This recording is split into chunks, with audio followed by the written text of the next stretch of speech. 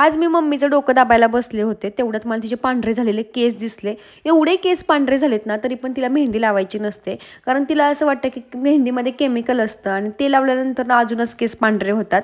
म्हणून मी तिच्यासाठी एकदम केमिकल फ्री हर्बल असं इंडियामध्ये बनणारं कोकिलाचं हेअर कलर शॅम्पू मागवलेलं आहे, ज्याच्यामध्ये अजिबात PPD, अमोनिया किंवा पॅराबिन नाही आहे, जेणेकरून ॲलर्जी व्हायची काही शक्यताच नाही. 100% हर्बल आहे आणि सेफ आहे.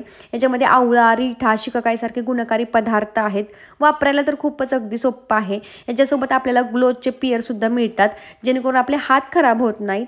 आधी पहिल्यांदा केस ओले करून घ्यायचे, त्यानंतर शॅम्पू घ्यायचा आपल्या हेअरच्या लेंथनुसार आणि मिक्स करायचं ते, आणि आपल्या केसांना आपण शॅम्पू कसा आपला रेग्युलरचा अप्लाय करतो तसा लावायचा.